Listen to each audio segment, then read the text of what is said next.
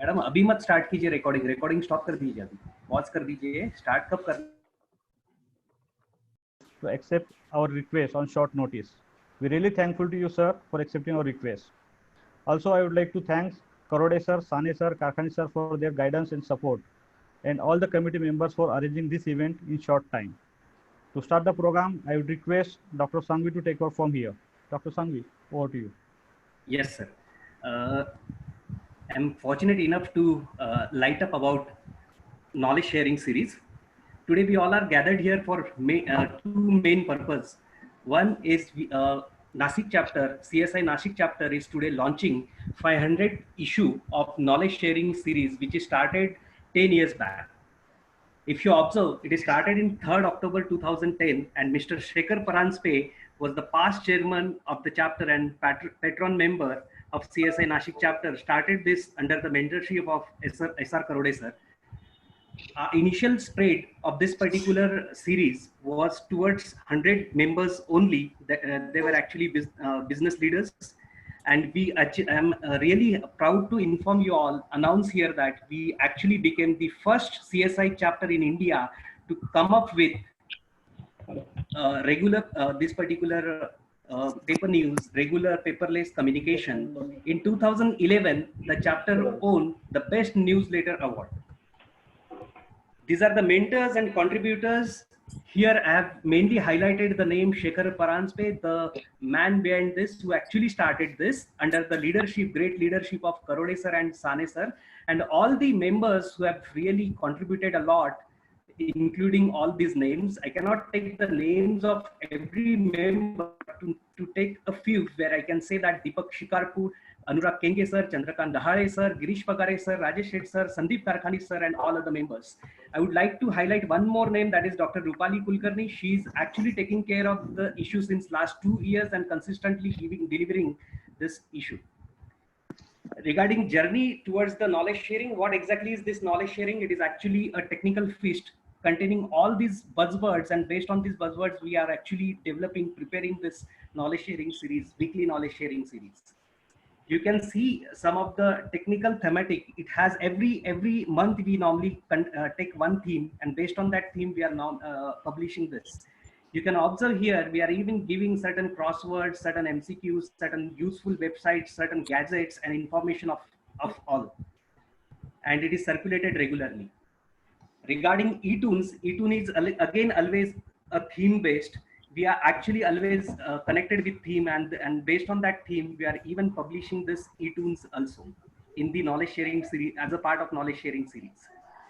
Regarding the spread today, from 100 to 6,500 plus readers are there, which is circulated in Nasik region. I'm really happy and proud to share that many of our readers are giving us regular feedback. I have actually given here some of the snapshot and wanted to mention the name of Chandrasekhar Dai, who is actually regularly giving us some of the feedback, some of the suggestions on the regular basis. I'm really thankful to you, sir.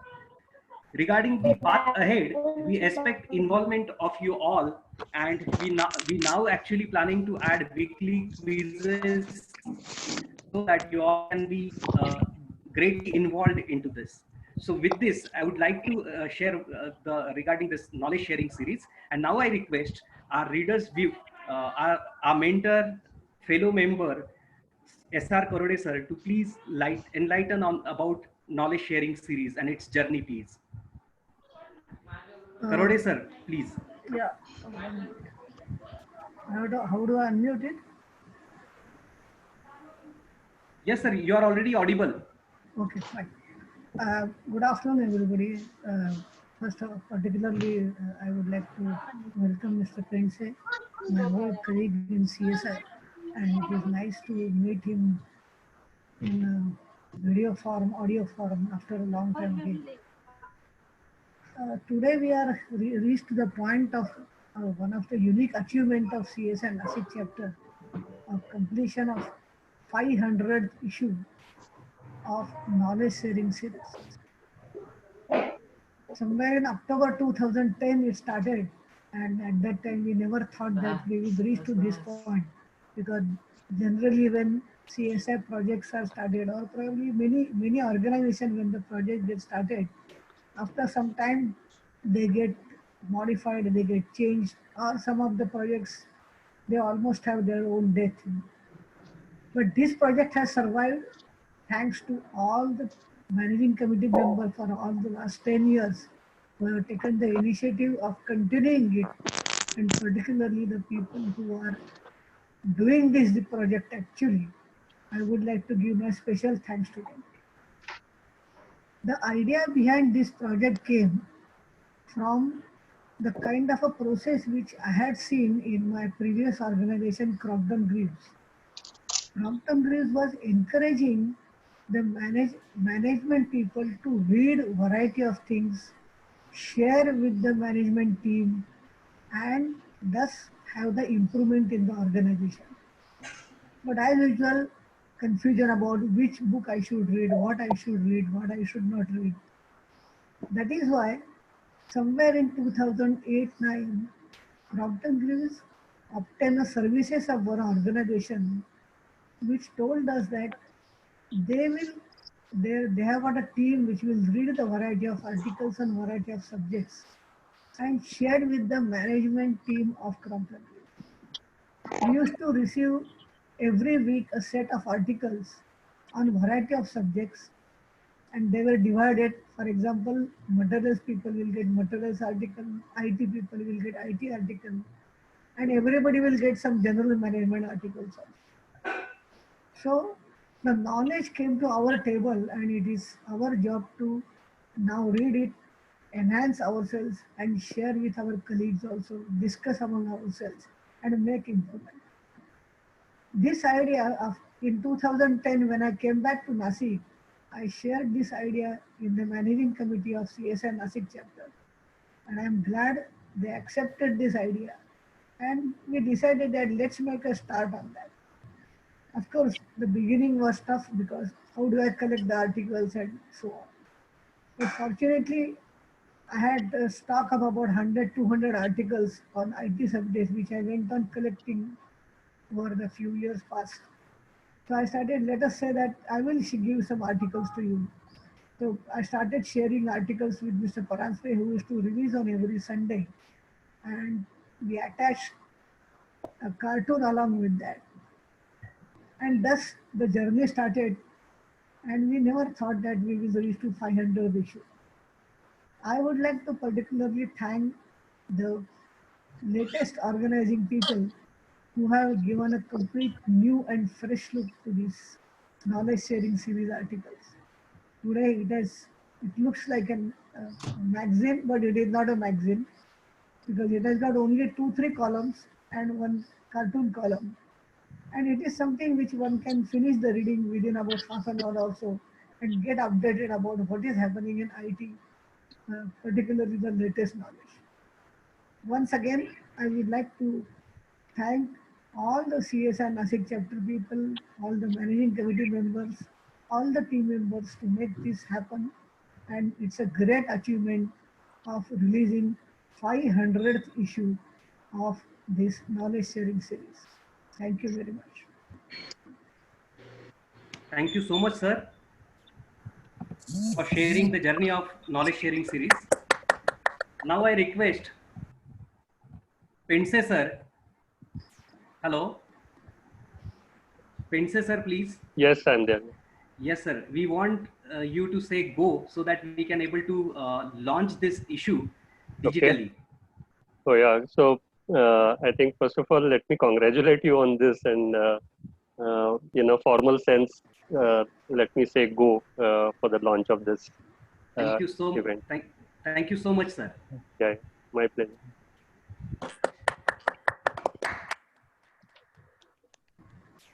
I formally declare that 500th issue of knowledge sharing series is launched by Dr. Pradeep Pense sir. Thank you so much, sir. Thank you so much. Now I request Kulkarni madam to please enlighten us about 500th issue. Right, sir. Thank you. Very good evening to all the respected attendees. Myself, Dr. Rupali Kulkarni. I have been authoring this knowledge sharing series since last 2 years, and I consider myself fortunate to be able to contribute for the 500th issue, which is a great, big, and proud achievement for the CSI Nasik chapter. When I thought about what should be the contents of this issue, the recent trend of the technological fight of world against the coronavirus came into my mind. However, the same was the theme for the month of March 2020. Where 4 detailed articles were published. Then I saw news channels that how self-driving vehicles or robots have been used extensively all over the world for COVID-infected patients with the intent of minimum human contact. And hence, for the month of April 2020, the theme is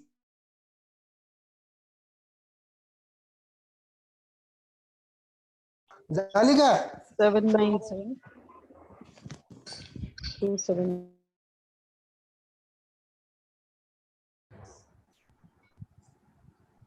Hello. Hello. Hello. Kulkarni madam, please unmute yourself.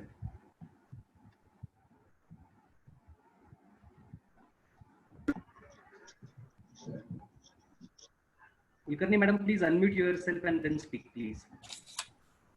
right. Hello, sir. Can you hear me? Yes, you're audible now. Please continue. Yes, ma'am, continue, please. Could you hear the first part, sir? Yes, ma'am, please continue. Yes, ma'am, please continue. A very good evening to all the respected attendees there. I'm Rupali Kulkarni, and I have been authoring this issue since last 2 years. And I consider myself very fortunate to be able to contribute for the 500th issue, which is a great, big, and proud achievement for the CSI Nasik chapter. When I thought about what should be the contents of this issue, the recent trend of technological fight of the whole world against COVID-19 came to my mind.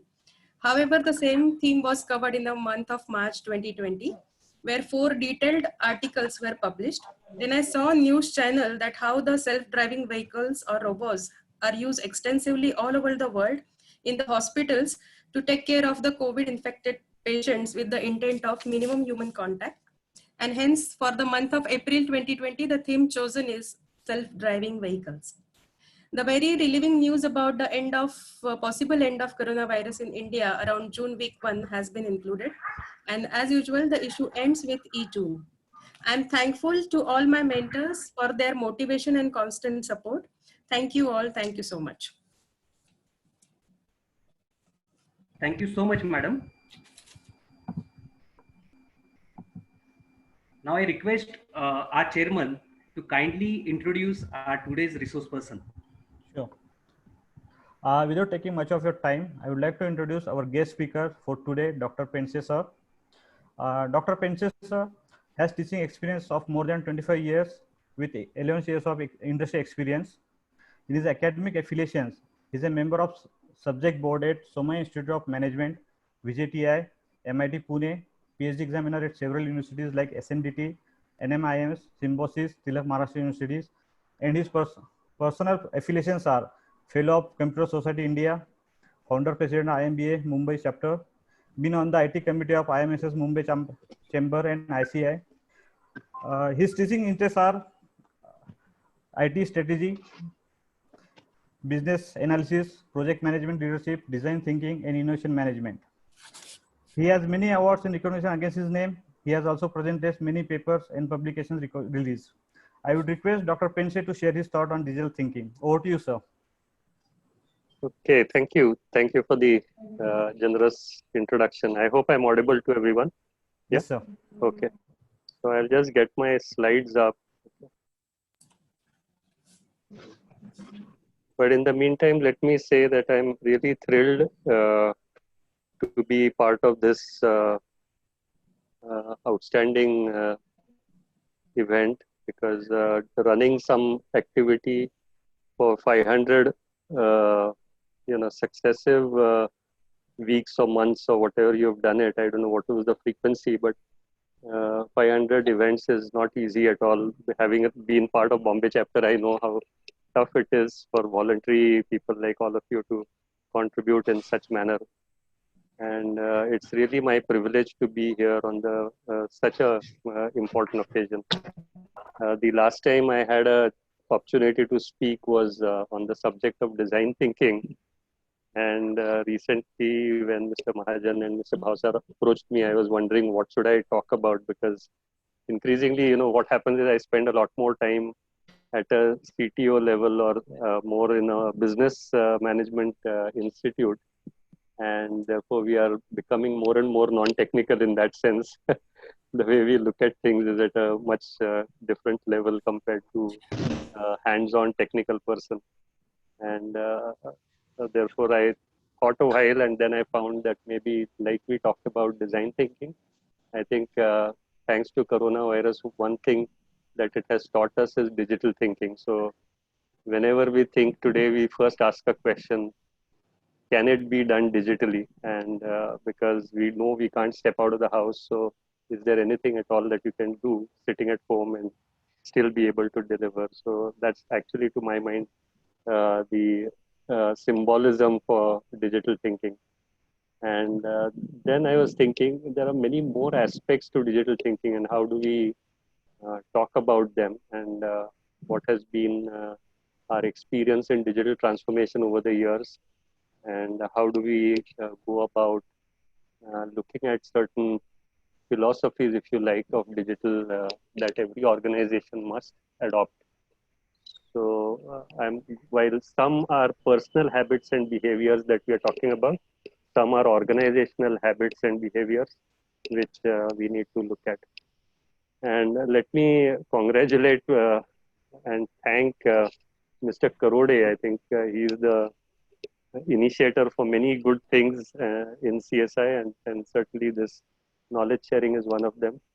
Thank you for having me on several occasions. I remember I was there on Con Micro, then I was there for a couple of other events in between. And again, after, in 10 years, I'm sure the managing committees changed, but somehow people have still remembered me. It itself is a great thing, because we don't interact regularly otherwise.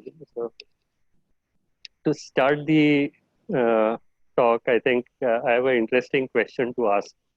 I know I don't expect an answer really, because we are in virtual mode. In a classroom session, I could have expected a direct answer.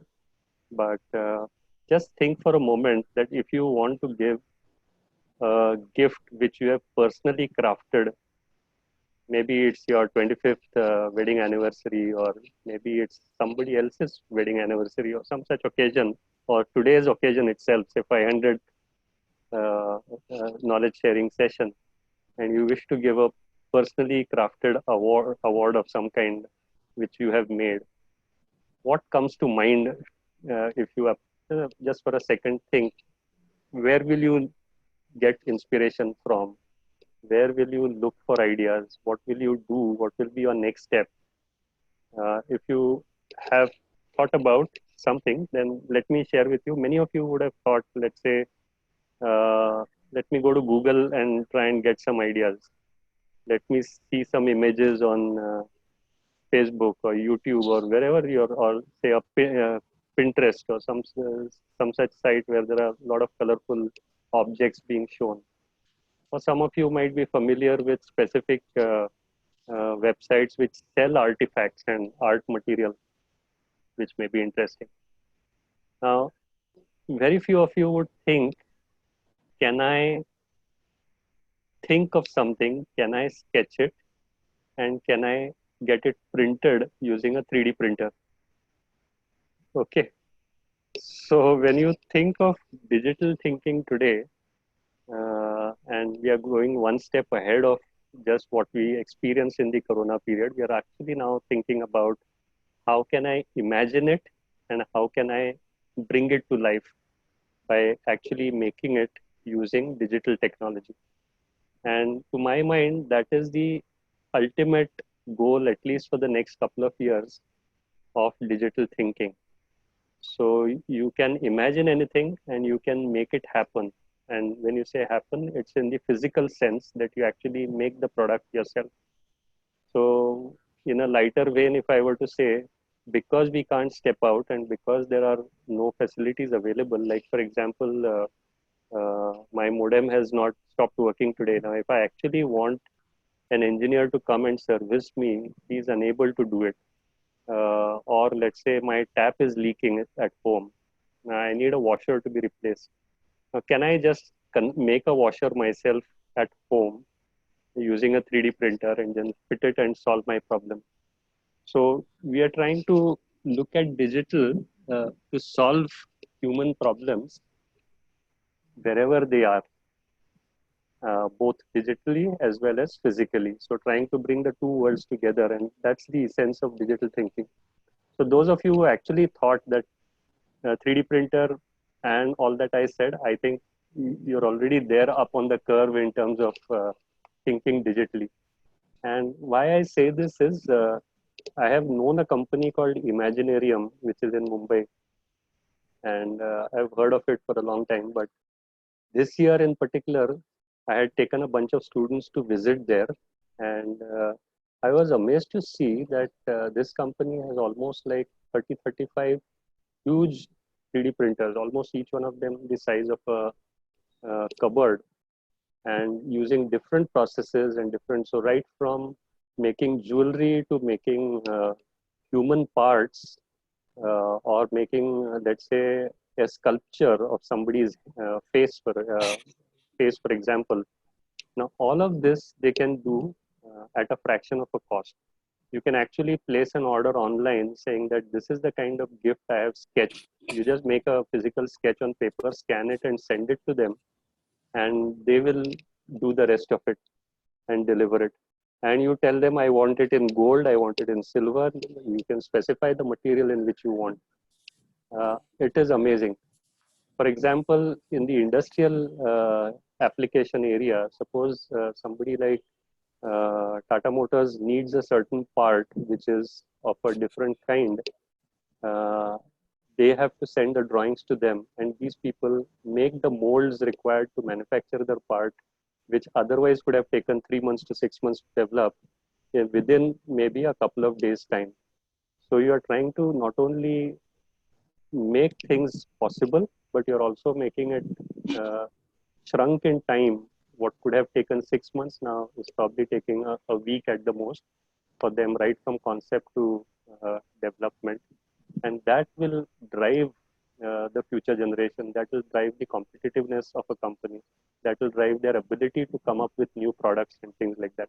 So it's all there. I thought this is only a dream world, but here in Andheri in Bombay, they're actually manufacturing so much of that all the time. The company is Imaginarium. I'm sure there are other companies doing similar business of that kind. So to my mind, digital thinking is therefore about an attitude. It's about saying that I refuse to do anything until I've explored the possibility of doing it digitally first. So I hope all of you are with me, right? Can I just get a sense? Maybe the moderator wants to say yes. Yes, Yes, sir. Okay, yeah. So since the videos are off, you can't make out if I'm still connected or not. So digital first is really about thinking about digital first time and every time. And only when you are convinced that at the moment you cannot do it digitally, that's when you start thinking about other means of doing it. So even physical objects, you want to believe that you can make them through digital means. And we have not reached there, but that's where we are headed towards. And Imaginarium is one example of achieving that.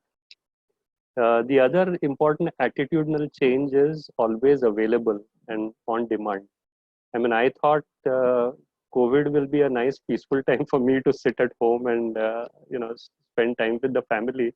It doesn't seem to be that. The joke is today, the three of us, my wife, myself, and my son, are in 3 different rooms, and each one of us is on a video call or a Skype call or some call of some kind. And it's ridiculous. Almost 8 hours a day we are doing that. I mean, I never believed that it would be that bad. So that's the always available kind of a scenario, which digital, the kind of expectation it will create in the minds of the customer, that because you are not limited by physical infrastructure, you should be available anytime, anywhere. Now there's a new norm which therefore has come up. How would you work towards developing a ecosystem which is demanding such response all the time? You need to also develop new work norms to ensure that people don't get frustrated because of that.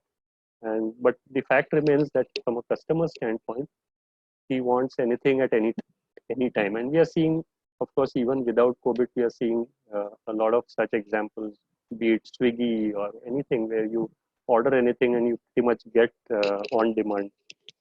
The other thing which you find interesting is sensing and responding, which is again a futuristic thing, but it's an attitude which one has to develop, saying that it's not just about being available 24/7 and being on demand, but it's also about sensing the need of the customer and being able to provide for it proactively.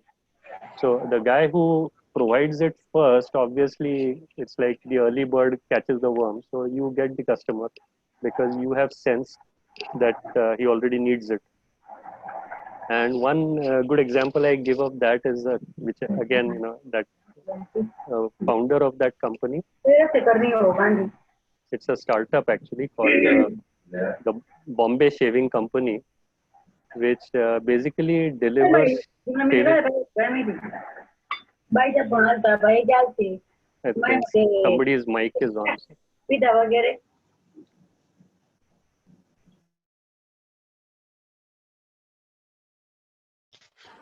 I request host to please unmute all except, sorry. Mute all. Yeah, I'm audible, right? So.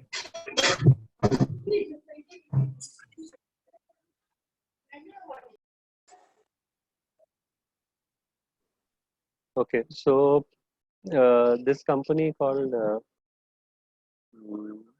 Bombay Shaving Company, it's a startup which makes shaving kits and specialized shaving products.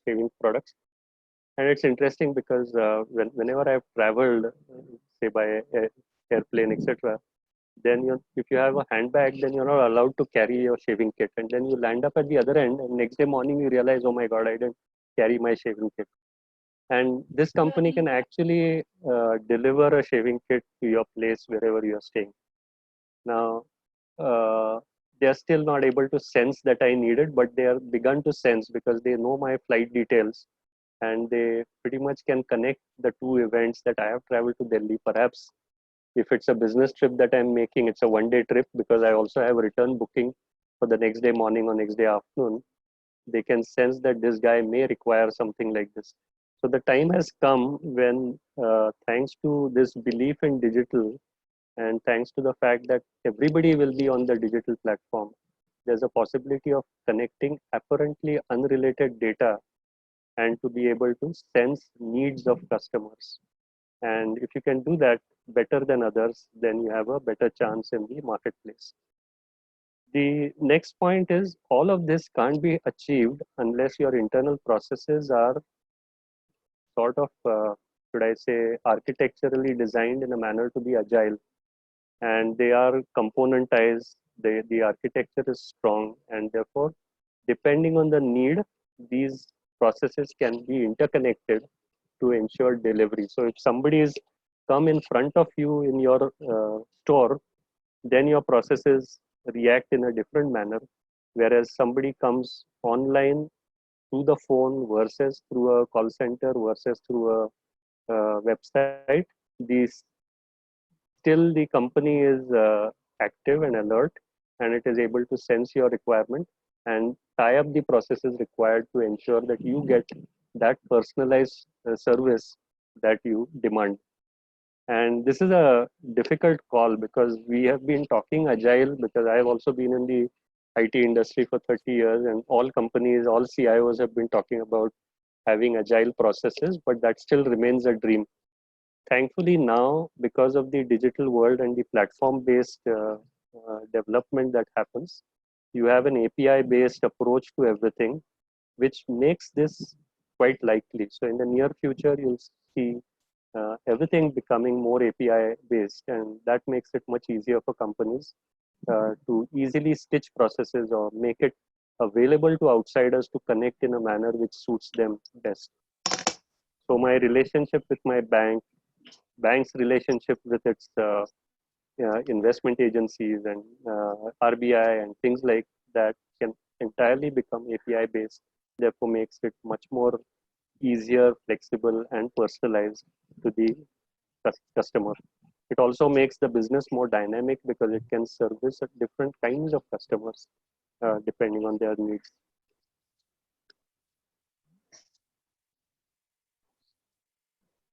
Okay, digital also is about trust and transparency. And one of the challenges, like for example, right now I'm speaking, I seek feedback from you just to know that you are there and I am there, because we are not able to see each other in the physical sense.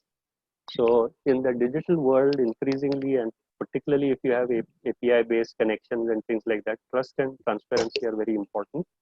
And it's a very human need as well. So there is, of course, a technical element of trust, but there's a human element aspect about trust which you need to take care of. There is not defined error in Python. So at the end of the day, what happens is if your internal processes, like for example,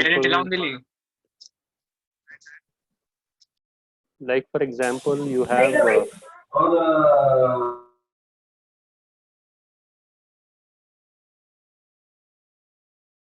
like for example, a simple example of a courier service which now allows you to track a parcel. That's an element of transparency of an internal process being exposed to the outside world. Now, we have always lived in an era where we have hidden facts from the customer. So when a customer calls saying that what is the status of my order, you go into your factory, you look for the status, then thoda masala laga ke you tell him what the actual status is and when you are likely to deliver. Now, increasingly in the digital world, you want to project a status which is as transparent as possible, because that's something which customers expect, and that's something which is easily possible to deliver in the digital world. But that's an attitude which you need to create. So between two companies, if as a customer I was to evaluate, I would always prefer that company which is more transparent towards me. So even if they're delayed, I'm happy. I'm not fussed, because at least they're transparent and they're talking about it. Whereas the other company does not tell me the truth and keeps postponing the delivery of my product. So this is the kind of trust and transparency that digital can potentially create, and we need to develop that attitude. The other thing which in digital you need to keep in mind is how do you involve customers at all times? Because one is about transparency, which naturally forces them to come to you. But even to avail of a service, it is important that the customer also steps ahead and contributes towards co-creation of the product, contributes towards sharing what he really needs and things like that, because that reduces the amount of effort that you need to take to imagine his needs and try and design things. So for example, there is this case which I teach. It's a Harvard case on a company called Threadless, where it's basically selling t-shirts, but t-shirts where the designs for the t-shirt comes from the public at large. So the designer community contributes new designs, and the customers vote on those designs, and the selected designs are finally printed in the form of a t-shirt and sold online again. Now, in a model like this, imagine if you had so many variations of designs to be made to make the t-shirt more trendy and not something which is X stock available on the shelf where hundreds of people are buying the same design. So if I want something unique and something exclusive, this model is great. Now, the advantage of this model is that the customer gets precisely what he wants, something which is new, something trendy, something unique. But on the other side, the company actually doesn't have to invest anything at all to create such new designs. So if you think that a design department in a company can create all the variations required for all the customers it has, it's impossible. So you actually need design to be increasingly an open innovation model where you're seeking ideas coming from outside, all this can be enabled through digital only. You can't do it in the physical world. And the Threadless is an outstanding example of that. So the whole website is something where you keep submitting your designs and people keep looking at them and voting them and finally buying those finished t-shirts. Now think of that as an ideal where customers contribute so much to the entire business itself. That's an extreme example to have, but I think there's a philosophy behind that which I'm trying to share, which is that companies need to think in terms of involving customers more and more.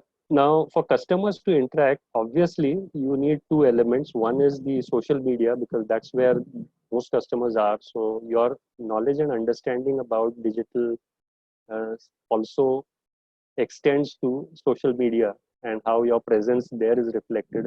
How do you make social media as an entry point to a transaction for the customer and things like that? On the other hand, the UX UI piece is extremely important in the digital world, because digital is about digital experiences, and digital experiences have to be well designed, because at a click of a button the customer can walk away from your website to some other website just because he didn't like the UI of your website or UX of your website. So think of it, and that's not an expertise that all of us have. So as a company, you need to develop this expertise about digital interfaces and the good design and aesthetics of those.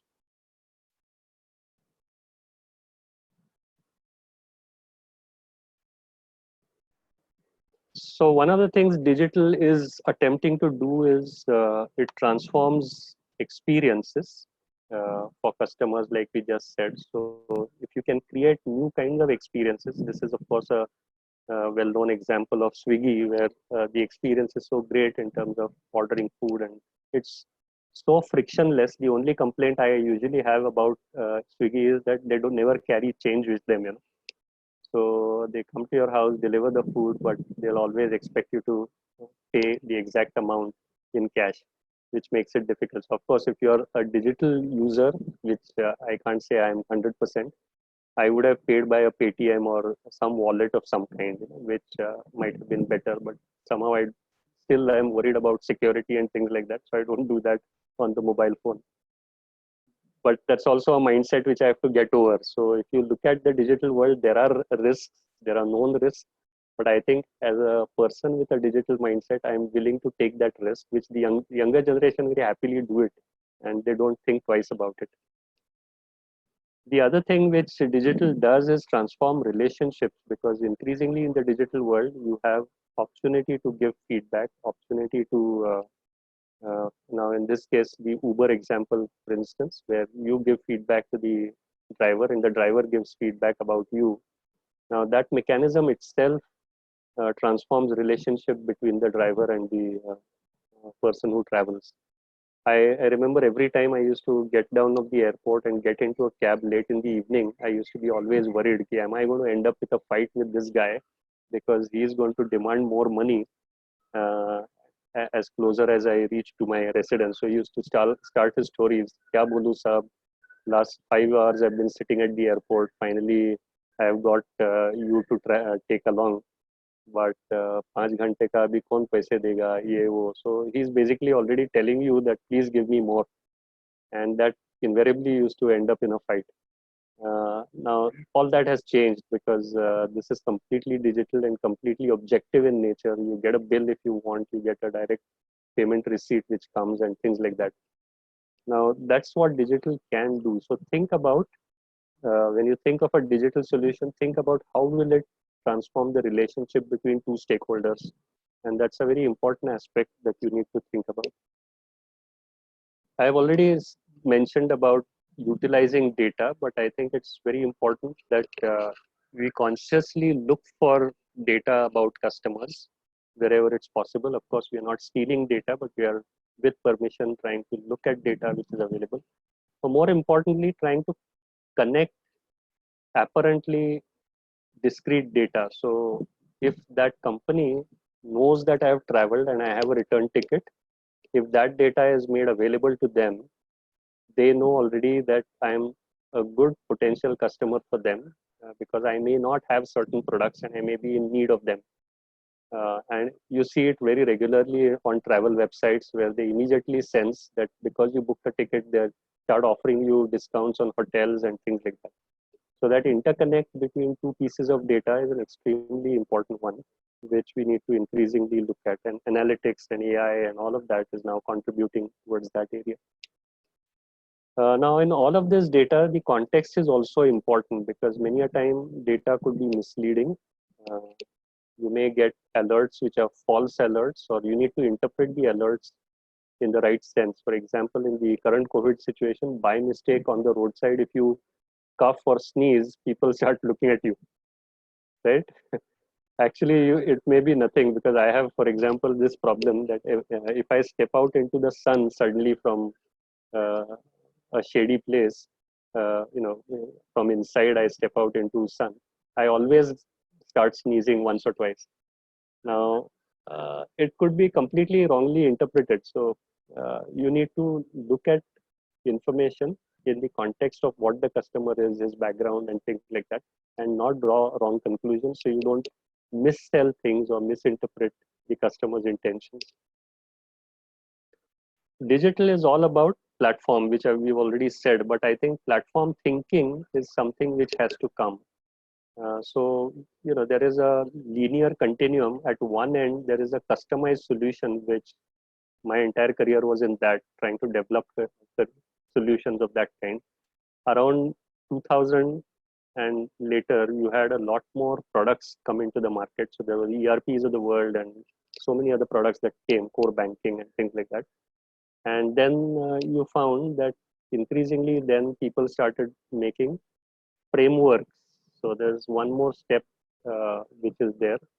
And then you have what you might call as platforms. So platform is a ultimate step that one needs to think about in terms of enabling more products to be launched on the basis of the platform. So platform is a generic concept. So I have given here the Google example, where Google is a generic platform, but it provides so many other applications as part of the platform. So a platform essentially enables you to launch other products and other services from the platform. So the platform acts as a base and the foundation for quickly launching new things and for customizing and for personalizing solutions for a customer. And that's the kind of thinking that we need to increasingly develop. So don't try and think about just a specific solution, keeping in mind one customer or one category of a customer. You need to think about how can I componentize it in a manner where I can easily reconfigure my product to suit other segments of the market and other kinds of customers that I have so far not serviced. The other thing which is important, and I had spoken about this even in the design thinking talk that I had given, where the success of a product is not based entirely on the product alone, but also on the conditions which you create around it for the success of the product. And many a time, these conditions are in terms of, let's say, for example, you take electric vehicles. Now, for electric vehicles, the charging points have to be there. So who's going to create that ecosystem which will enable success of those products? What about the legal foundation required for it? What about the incentives and subsidies which the government should give, or the tax breaks that it may give to people to encourage them to buy more of electric vehicles? Now, when all of this happens, then the electric vehicle succeeds. Otherwise, a product, brilliant, it is already there, it's developed, but it does not rapidly escalate or scale up only because the ecosystem is not available. So you need to, as a product designer, you need to keep in mind that I've not only created a digital product, but have I also created the associated paraphernalia required to make that product successful? And that's one very important aspect in today's context. Now, digital thinking also requires new capabilities. So for example, all of us have suddenly learned how to use Zoom, and I use WebEx and things like that. In fact, the day the Janata curfew happened, within 2 days we got WebEx, and I think we've completed almost 400 lectures which we delivered, which included training almost like 100 plus faculty members in the use of this. And in a business school like ours, many faculty members are extremely senior people who are not very tech savvy and things like that. And to train them also in a remote manner, which is the challenge. If I was physically in the campus, I would have shown it much easily, but then we had to also train them up how to download that software, how do you use it, and things like that. But we have acquired this new skill now. So invariably, digital thinking requires development of new capabilities. Sometimes the capabilities may be physical capabilities as well. For example, how do you package goods, how do you deliver them, and how do you warehouse them, and things like that, which are also very important aspects in a complete business cycle. We have already learned about business resilience today because, for example, sitting here, I'm worried right now that, let's say, my servers are okay and they're working. And what if I lose my data today because I'm not allowed to send my people to the office right now? The office is locked down. So how do I ensure that hopefully nothing goes wrong with my servers? And if it does go wrong, do I have a fallback for it? So business continuity is, I think, a new norm which people were aware, but they didn't do much about. All managements will now take business continuity as a very serious exercise. And certainly if you're in the digital world, you need to have a lot of that available to you because your entire business is on the digital. And if that fails for some reason, like today I had a challenge because my modem failed. I really didn't know what to do. So finally I got my phone hotspot and I'm surviving on that. So that resilience and backup has to be always there. Scalability is the other aspect. I think one of the challenge of digital is you cannot predict the extent of usage. And so for the first time when we did a online exam for 300 students, it actually crashed, and it was done on cloud, but still it crashed because the cloud was configured for a particular size, and with, of course, the usual cloud feature of automatic scaling. But that automatic scaling does not switch so automatically as you think, So therefore, your sizing is still has to be done properly, and which is a learning for us. So when you design keeping in mind a certain scale, which is a reasonable. And we have seen big companies fail also. For example, we've had that crash in Flipkart, for example, when they had that sale which they held some years back. And the CEO of Flipkart actually wrote an apology to customers and things like that. So these are things which you need to now increasingly learn. How do you architect? How do you design for scale and things like that? The other thing which is interesting about digital is once you are digital, you are competing with other firms which are also digital, and the customers are also digital. You are no more, your success is not measured in terms of how many customers did you physically visit anymore. So it's about how do I find new ways of reaching my customer. So trying to find new things means trying to have new experiments, and the design of experiments is an important aspect. And the experiment could be as simple as if I change my screen of my website, the landing page of my website, will it have a positive impact or a negative impact? Will customers like it or not like it? Now, these are experiments which you have to constantly run, and you need to actually have people who run such experiments.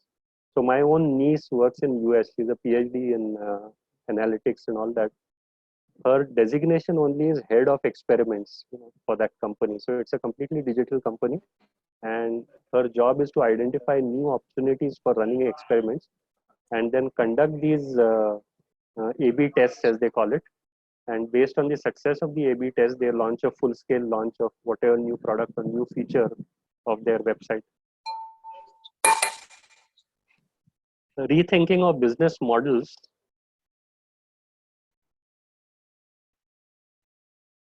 This is just a sample that I've given. So for example, if you think of a product in terms of its physical or digital, the delivery agent, which is physical or digital, and the process of making it, supplying it, and things like that, whether it is digital or physical. Now, just the 3 dimensions gives you 9 different combinations. So there can be a physical, which is our conventional, and there can be a digital. So all three, that is product, process, and delivery agent, all three being digital. So you have so many variations of the business model possible. To give an example, you used to have these music jukeboxes, so you go to a restaurant and there would be a jukebox. You put a coin and then you demand a particular music to be played. The next step for the jukebox was that I can select a bunch of songs and then get a CD cut out of it. So a digital product, which is the music, is now available to me in a CD form, which is available on the spot if I pay for it, and that becomes a physical product. So you can have all kinds of combinations possible. So for the same business and for the same product, you can create variations in business model. Just as an example, I thought I should talk about it. There are different revenue streams as well, and you need to understand how to make money on digital. And one of the things about digital is about what are the different ways in which I can charge people and make money out of it. So there are various models. So here's a simple list of some of the models available for the revenue streams. So one is based on connection. So for how long do you connect and how many times you connect, you can charge actually for that. So good old days, we used to have dial-up modems and dial-up internet, where we were also asked to pay per connection time and things like that. Today, of course, things have changed. So you could think of those sort of mechanisms. You could also have commercials, which is of course ads and things like that. So many likes of Facebook, etc., thrive on ad revenues. You could have commerce, which is the actual transaction. So you earn a commission out of the transaction. You can earn out of content. So Harvard Business School, for example, has these case studies, and all our business schools consume these cases. We pay almost like $80 per student. So if I have 500 students in my college, I have to pay that much amount of money, 30-40 lakhs every year for subscription for those cases. So they're making huge amount of money on that content which they create. Community is the other thing. So the Threadless example is that of community building. And once you build the community, they keep generating revenue for you because they are the buyers and they are the creators of the product as well. They're co-creators for you. So building community is not easy, by the way. So there has to be a common cause, and you should be able to tap into that common cause and keep them engaged at all times. And that itself requires a new capability to be created. And I think CSI Nashik chapter is a good example of that, actually, because you have a community which is interested in coming back to you all the time. That's why you have this 500 sessions going on. Consulting, contracting are additional pieces on top of your basic revenue. So for example, today you look at a company like Urban Flap. So I want my Diwali house cleaning to be done. I just call them, and 5 guys land up at my doorstep and they clean up the place in one day. And in 5,000 rupees, I'm done, so, or 10,000, whatever it is.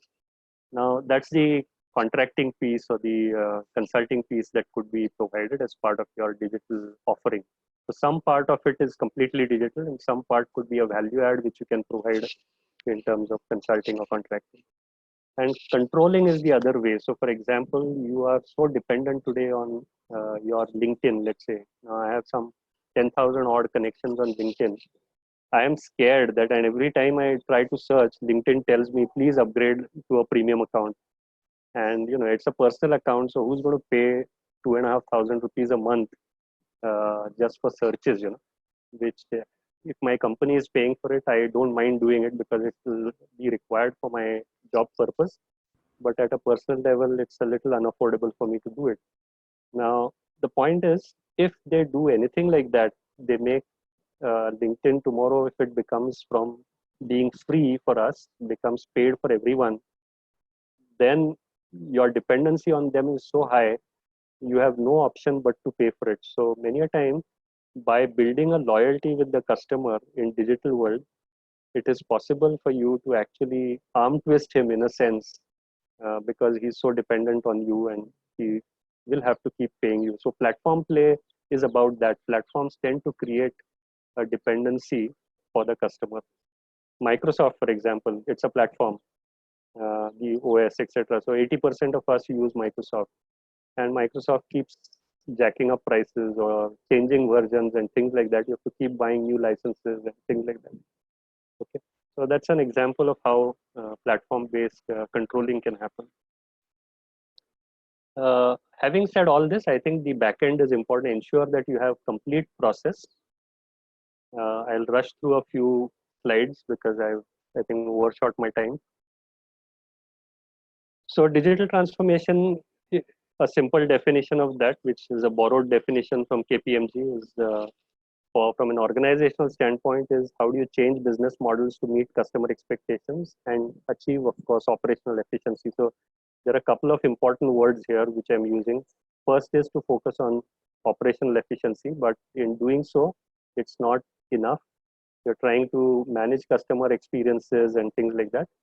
And for competitiveness, you need to also have new business models all the time. But while doing it, what you're achieving is a very close connection between the physical and the digital worlds. How do you achieve this transformation? I think essentially you need to keep looking at new ideas and for inspiration. So there are mega trends happening in the world. How does it affect me as a company? How does it affect my customers? Are their tastes changing because of that? So these are the kind of questions that you will have to ask. Just one example is, I think every one of us is going to focus on climate change. Many companies began that journey almost 10 years back, like Unilever, etc. They are globally well-known leaders in the sustainability space, at least in terms of the initiative that they started. But I think today all companies will have to think about sustainability, both of their products and services, and in the personal habits of people and things like that. Now, if that is a trend, how does it affect me as a company? What should I change? How can I use digital to become more climate friendly and things like that? So these are questions which we need to start asking, having identified the trend. Gartner, of course, keeps giving us input on technology, and we need to start looking at how new digital technology can help us transform. So many of us wait for technologies to mature. I think in the digital world, you don't have a choice but to become a little more aggressive and become a little more innovative, and therefore pick up technologies which are in the R&D stage or have not fully reached maturity. So which means you have the first mover advantage. There's a risk also in buying new technology, but at the same time, if you are successful, you can beat the competition at least for some length of time. Ultimately, all this is towards solving a human problem. So unless you've understood design thinking well, you can't actually implement digital thinking at an organizational level, because finally your customer has to be satisfied in terms of what you deliver. Have you identified the right customer? And I won't spend time on this. Those who have read Blue Ocean Strategy will know that you need to find out a blue ocean for yourself. So you're not competing head on with competition, but you've found a new market which has been untapped so far. And through digital, it's possible to reach that market. And as a result of which, you might end up being more competitive than the others. Having identified what you want to do at a business strategy level, then you think about what needs to change. So will my business model change? Will my business rules change? Will the customer experience that I'm providing change? Will my capabilities need to change? So there are a whole bunch of things that probably need to change. Maybe even the product needs to change, who knows? So you need to narrow down on what needs to be transformed, and then think of a complete end-to-end transformation process, right from the user journey to the eco-friendliness, the inclusiveness, and the transition aspect also. Because many a time we design good digital solutions, but we don't help customers transition very easily to those solutions. To give an example, when there was a move towards digital banking, the relationship manager would keep catching you and telling you, sir, don't come to the branch anymore. You go to the ATM or do digital banking, etc. So it's such an effort to move a customer from his conventional way of thinking to a new way of thinking. So it's absolutely not a trivial thing. So transitioning is not easy at all. So you need to plan for it and see how your customers can be moved to the digital environment that you have created or to a new experience that you have created, even if they're already from the digital side, because any change is uncomfortable to a customer and you need to make that frictionless and easy for the customer. So that's it from me. I think, thank you for your patient hearing. I think I've badly overshot my time. That's my feeling. But in case there's time, I'll be happy to take some questions. Hello. Yes, sir. Sir, over Those to who you. have any sort of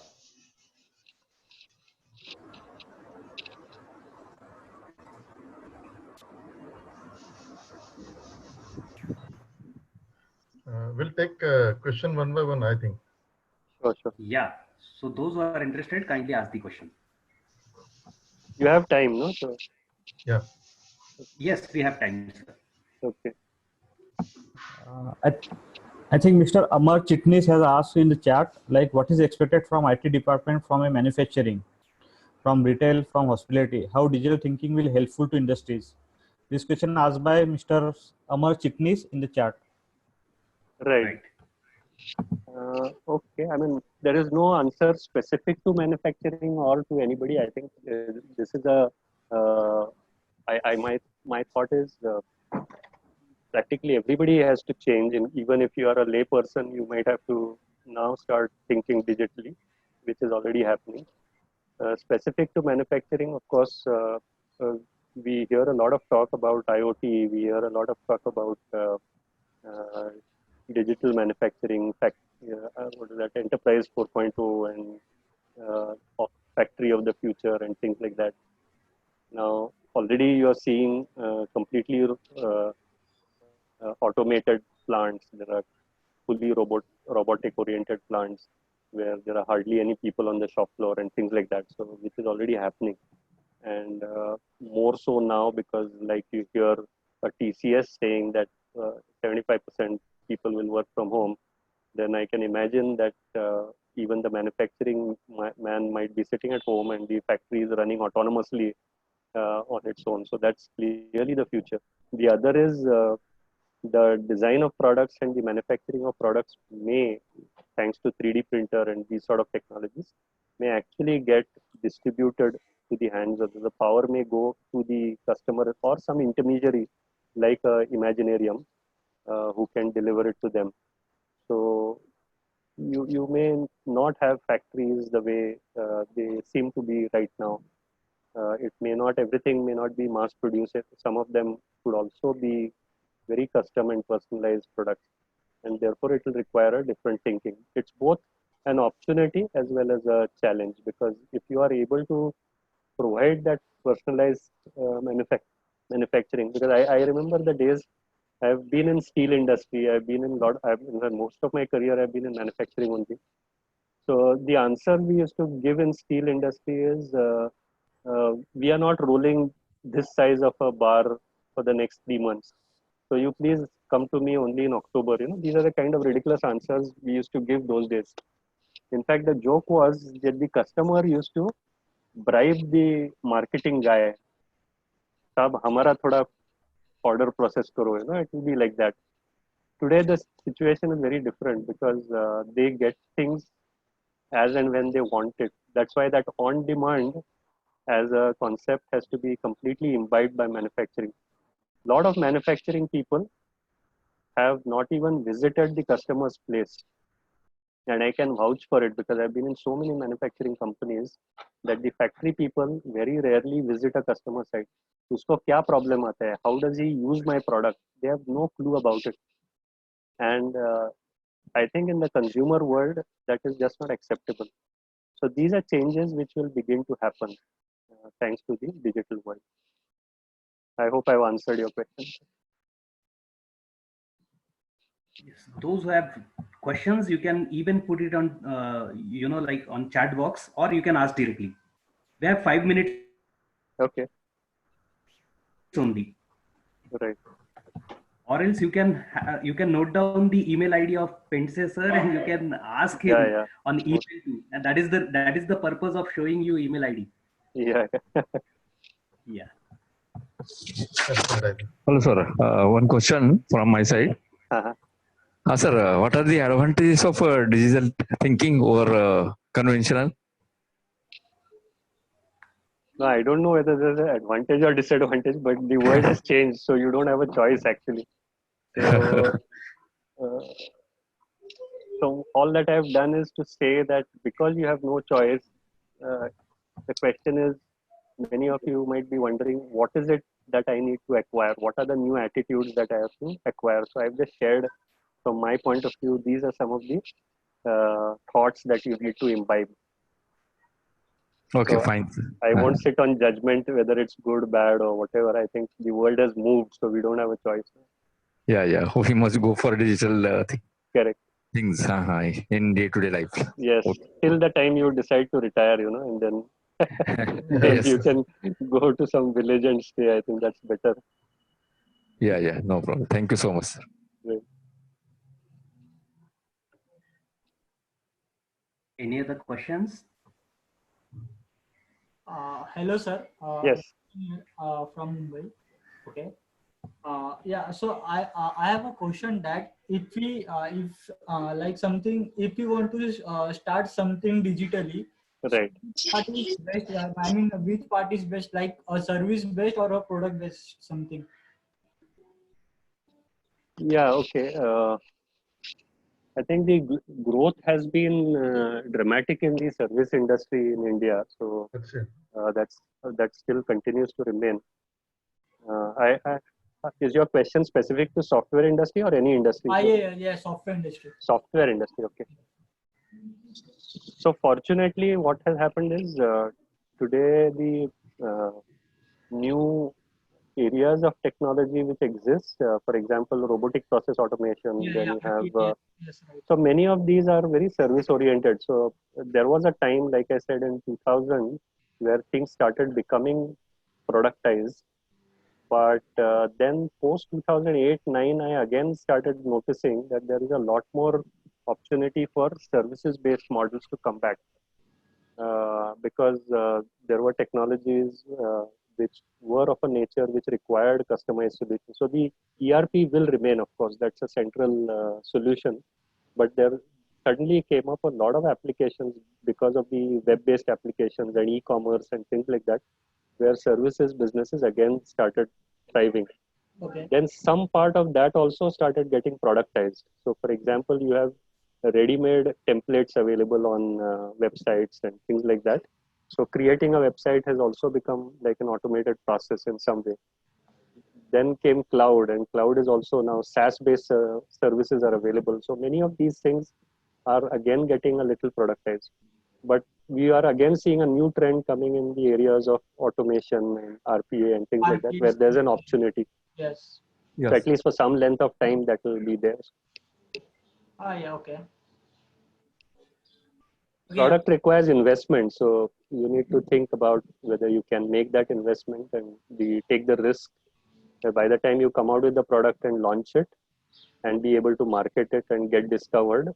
But there are success stories. For example, I have a student of mine who passed out 2 years back, and he developed a product called Programming Hub, which is a mobile application which teaches you various programming languages. So he had initially 16 languages or something. He's got Google funding, and now he's a big man. He has, I think, half a dozen offices in Bombay only. So he's become so big within 2 years. So you never know. Okay. Okay. Thanks, sir. Yeah. Hello. Yeah. Any other questions? Okay. Pradeep Pense sir, can you please stop your screen sharing? Okay. Yeah. So Eli, let me first thank all of you for inviting me, and thank everyone who's participated in this session to attend, and for all those who asked questions. So thank you so much. Thank you, sir. Yes. Thank you, sir. Yeah. Thank you, sir. Now I request Shirish Sane sir to kindly give us all a takeaway message from today's session. Sane sir, please. Thank you. Yeah. So at the outset, let me thank Dr. Pradeep Pense. Am I audible, Mahesh?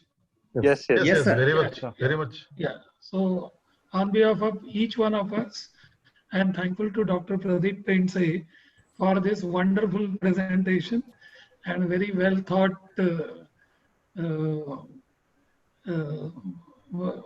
presentation on digital thinking.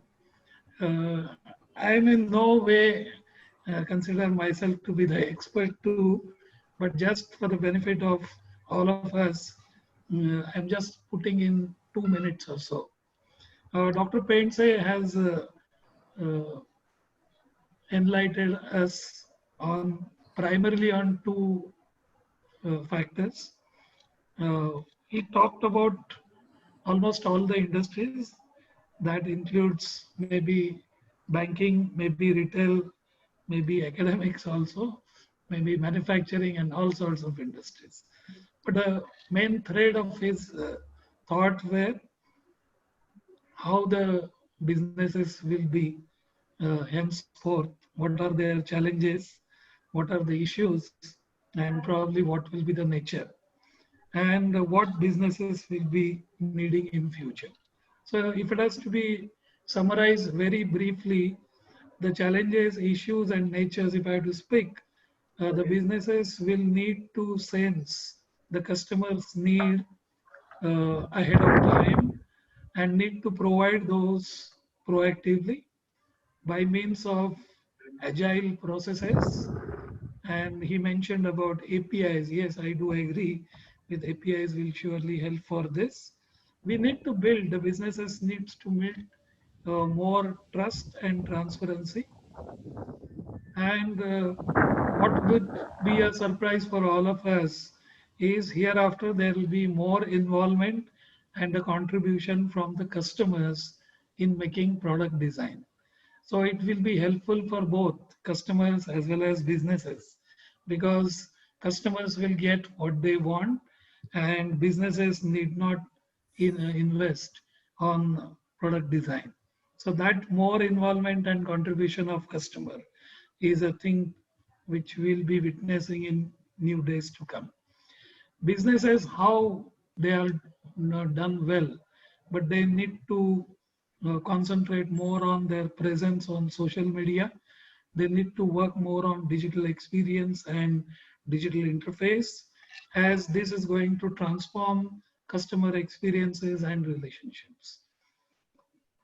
Data, we know data and analytics of data, it is there for some time, but it is going to take more and more, and it's going to be at the center. And what Dr. Pense highlighted was a very crucial point in this respect is the context of the data. So we will be collecting a data, we analyzing it, but the context is equally important. And context will get more and more value in the coming days to come. A well thought was placed on need of a generic and configurable platform, and as well as a word on visionary ecosystem, where probably he wants to, and he rightly mentioned, only a correct product is not the key to success, but we also need to support the things around the product. He has given an example of electrical vehicles over there. We need to develop newer capabilities. They may be physical or technical, and business continuity will come at the center. Managements will focus more on business continuity. Probably COVID-19 has taught this lesson to all of us. Product, process, and agents, all three can become digital, and businesses need to think on that. For personally, it was a very enlightening slide on digital revenue stream, where he talked about all the dimensions of that, ranging from connections, commercials, to community consulting and contracting. as well as we all are making use of free model. We are habitual to free model, but in days to come, probably entire thing will become a pay model, and there won't be anything which is free available. In nutshell, the new businesses will require new business models to satisfy new customer expectations with a more and more operational efficiency. So we need newer ideas and newer inspirations. And he mentioned about climate change. It has, since I being from academics, we also already have started universities across world. They have already started working on it and bringing climate change as one of the component in the curriculum. And there is a need of even faster adoption of the technology. Even if it is in R&D, we need to adopt it because otherwise businesses may not be able to survive. And digital technology is surely going to help us in tapping untapped markets. So in nutshell, everything will change. Our business models will change. Our process will change. Our customers will change. Their habits will change. Their needs will change. And ultimately, the product which we are manufacturing will also change. So we need to think end to end. Probably this is what Professor Pradeep Painse has articulated extremely well in a very short duration of time. And I feel each one of us are really enlightened by your thoughts, sir. And I want to thank CSI Nashik for giving me this opportunity. And technology will help us further, and we can have more and more such interactions with the technology. Thank you all. Thank you, sir. Thank you. Thank you so much, sir. Now I request our Honorable Secretary, Sagar Bhavsar, sir, to please place vote of thanks. Good evening, everyone. I'm honored and lucky to have the opportunity to give a vote of thanks on this special day. I particularly liked Dr. Painse sir's speeches, where he mentioned the need for digital thinking in this online session. The way in which he explained the subject was extraordinary. Thanks a lot, respected Painse sir, for excellent speech and launching of 500th issue of cases. I would like to thank respected Korode sir, Dr. Sane sir, and Paranspe sir for their valuable inputs on this occasion and first issue creator for cases. I must not forget to thank the organizing team and mentor, Karganis sir, management committee members and backend teams who contributed to organizing this online webinar. Finally, I again want to thank present chairman, past chairman, trustees, all patron members and all participants for attending this webinar. I would like to thank you again for making this event a success, great success. 500th issue has been sent to all through mail. Enjoy reading it and give your valuable feedback. Thank you. Thank you, sir. Thank you. Thank you. Thank you so much, sir. Yeah, thank you. Thank you, sir. Right. Yeah. Yes, sir. Thank you. Thank you all. Thank you. Yeah. Thank you, sir. Yes. Right. Thank you. Bye. Bye. Bye, Bye. sir. Thank you.